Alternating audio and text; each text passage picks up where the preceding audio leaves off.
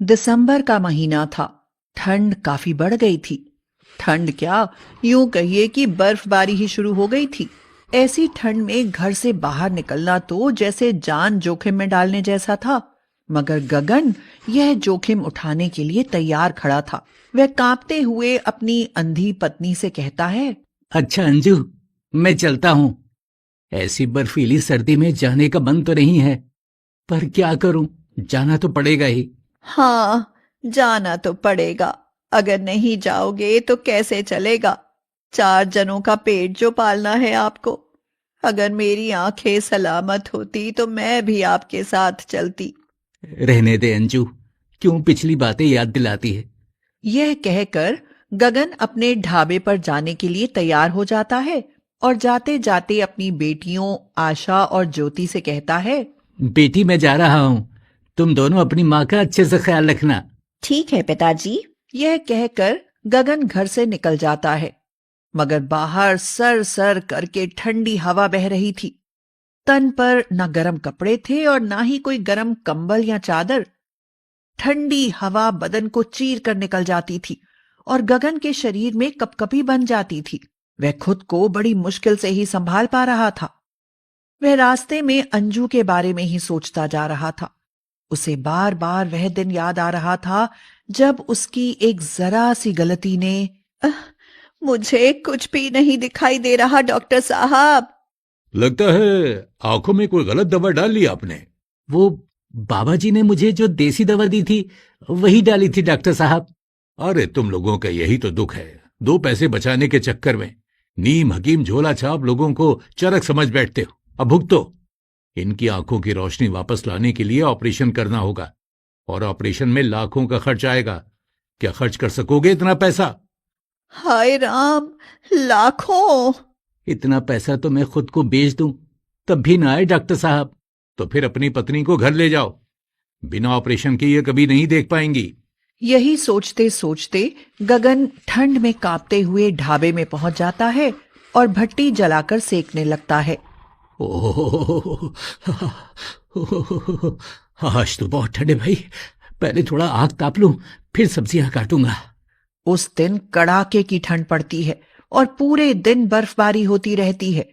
इसीलिए गगन के ढाबे में खाना खाने के लिए बहुत कम लोग आते हैं। सुबह से शाम हो गई और कुछ खास आमदनी नहीं हुई। अब क्या करूं? यहां देर तक रुका तो मैं ही बर्फ बन जाऊंगा। अब सहा नहीं जाता। इससे अच्छा तो यही है कि मैं घर ही चला जाऊं। यही सोचकर गगन घर चला जाता है। मगर घर आकर जब पत्नी अंजू और अपनी बेटियों को ठंड में कांपते देखता है तो उसे खुद पर रोना आ जाता है। वाह रे भगवान!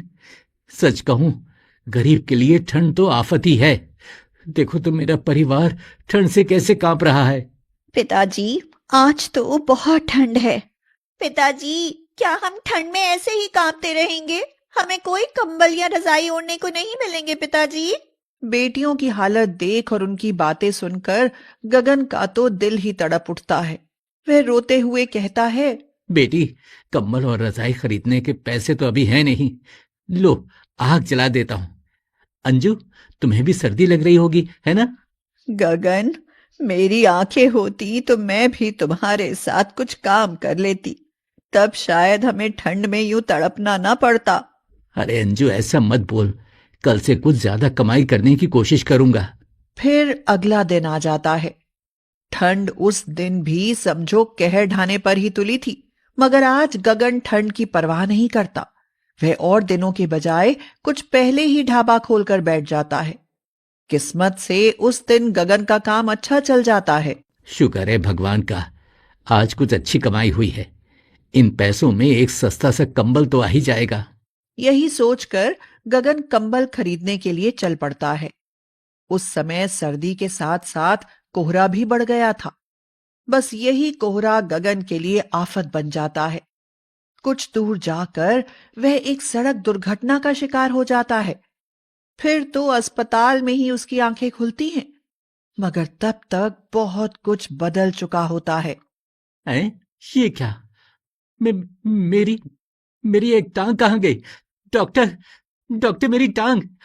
देखिए, आपकी बाईं टांग बुरी तरह से कुचल गई थी, इसीलिए हमें उसे काटना पड़ा। पत्नी पहले से ही अंधी थी और अब गगन भी अपाहिज हो जाता है, तो फिर कमाता कौन? गगन अपनी बेबसी पर रोते हुए कहता है, ऐसी ठंड में मैं अपाहिज तो अब ढाबा चला नहीं पाऊंगा अंजू। फिर घर कैसे चलेगा? यही चिंता तो मुझे भी खाए जा रही है गगन। आप दोनों चिंता ना करो माँ, ढाबा हम दोनों बहनें चलाएंगी। क्यों ज्योति? हाँ दीदी। पर क्या तुम यह सब कर पाओगी बेटी? हाँ माँ, हम बहुत अच्छे से कर लेंगी।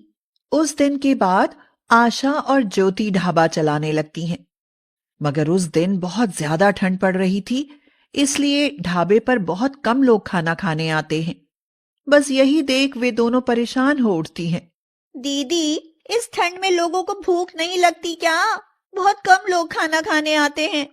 वो तो है ज्योति, ऐसे तो काम नहीं चलेगा, कुछ तो करना ही पड़ेगा। पर हम क्या करेंगे दीदी? वो मैं तुझे कल सुबह बताऊंगी। आशा में हिम्मत और समझदारी दोनों थी, इसीलिए वह ढाबे पर खाने के साथ साथ चाय बेचने का फैसला करती है। उनके ढाबे से कुछ ही दूरी पर बस अड्डा था और वहीं उसके पास एक चौक पर काम की तलाश में सुबह सुबह बहुत सारे मजदूर भी इकट्ठे होते थे। बस यहीं से आशा को कमाई का एक नया आइडिया आता है। वह ज्योति से कहती है, ज्योति, आज से हम खाने के साथ साथ चाय भी बेचेंगे। मैं चाय बनाकर एक केतली में भर देती हूँ, तुम उसे बेच आना। पर कहाँ दीदी? यहाँ से कुछ दूरी पर ही जो बस अड्डा है ना, वहाँ सुबह सुबह बहुत सारे लोग होते हैं और वहीं चौक पर मजदूर भी तो खड़े होते हैं, तो उन्हें चाय बेच आना। ये तो बहुत अच्छा आइडिया है दीदी। हाँ, पर तभी जब तू ठंड की परवाह न कर चाय बेचे, समझी? यह कहकर आशा चाय बनाकर एक केतली में भर देती है और ज्योति चाय बेचने चली जाती है। चाय, गर्मा गर्म चाय पी लो बाबूजी। चाय चाय अरे जल्दी से एक चाय दे, बहुत ठंड लग रही है भाई। कितने की दी है चाय? बस 10 रुपए की बाबूजी। अरे तो दे जल्दी से एक चाय। ओह, आशा और ज्योति का यह आइडिया काम कर जाता है और वे ढाबे पर खाना खिलाने के साथ साथ इस तरह चाय बेचकर अच्छी कमाई करने लगती हैं। ज्योति, अब तो ठीक ठाक कमाई होने लगी है, क्यों ना माँ और पिताजी के लिए गरम कंबल खरीद लें? और मेरे लिए एक स्वेटर भी खरीद लेना दीदी, सुबह सुबह बहुत ठंड लगती है। खरीद दूंगी, अब तो खुश? हाँ। धीरे धीरे आशा और ज्योति की मेहनत से गगन की गरीब हालत में कुछ सुधार आने लगता है। सबको सर्दी से बचने के लिए गर्म कपड़े और कंबल मिल जाते हैं और समय पर खाना भी। बेटियों की मेहनत से खुश होकर गगन कहता है, आशा बेटी, तुम दोनों बहनों की मेहनत ने तो इस घर के रंग ही बदल दिए। अब कोई चिंता नहीं रही। तभी आशा और ज्योति की मेहनत एक और रंग लाती है। एक दिन उनके ढाबे पर एक कार आकर रुकती है और कार से एक अमीर औरत बाहर आती है और पूछती है, सुना है तुम बहुत अच्छा खाना बनाती हो, क्या हमारे घर सुबह शाम खाना भेज दिया करोगी? क्या आप खुद खाना नहीं बनाती मेम साहब? अरे ऐसी ठंड में कौन खाना बनाए, बाहर से बना बनाया खाना ही खाते हैं। तो फिर ठीक है, हम खाना भेज दिया करेंगे। उस दिन से आशा और ज्योति उनके घर खाना भेजने लगती हैं और धीरे धीरे ऐसे ही बहुत सारे घरों में टिफिन भेजने का काम शुरू हो जाता है। इससे अच्छी खासी आमदनी होने लगती है और उनका ढाबा चल निकलता है। फिर जैसे ही सर्दियां खत्म होती हैं, आशा और ज्योति अपनी मां की आंखों का ऑपरेशन करा देती हैं और वह भी देखने लगती है। इस तरह जो काम गरीब गगन न कर पाया था, उसकी बेटियां कर दिखाती हैं।